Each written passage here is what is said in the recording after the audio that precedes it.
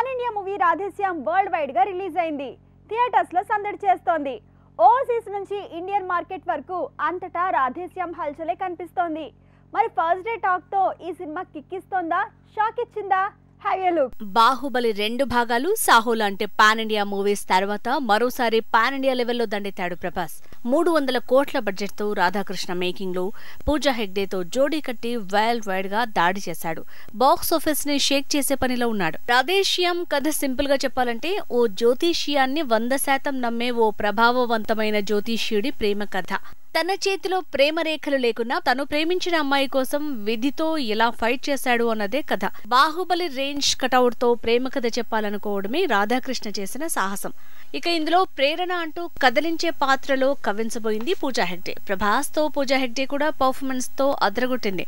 ఇక అతి తక్కువ పరిధి ఉండటంతో మిగతా పాత్రలు నటించబోయి నలిగాయంటున్నారు. మనోజ్ పరమహంస ఫోటోగ్రఫీ రాధేశ్యామ్ మూవీని పెయింట్ లా మార్చేసింది. ఇక సెట్లు ఇటలీని తలపిస్తే ఇటలీ లొకేషన్లు పీరియాడిక్ మూవీ ఫీల్ క్రియేట్ చేసేలా విజువల్స్ ఆకట్టుకున్నాయంటున్నారు. Ravinder production design next level అంటున్నారు.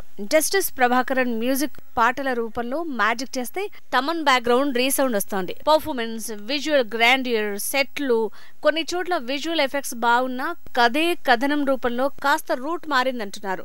మరో మురారి, మరో గీతాంజలి అన్న కామెంట్లు ఎలా ఉన్నా ప్రభాస్, పూజా హెగ్డే మాత్రం పాత్రల్లో పాతుకుపోయారనే మాట వినిపిస్తోంది. రాధేశ్యామ్ ఫస్ట్ హాఫ్ కూల్ గా ఉంటే సెకండ్ హాఫ్ మాత్రం కాస్త స్లోగా సాగిందనే మాట వినిపిస్తోంది.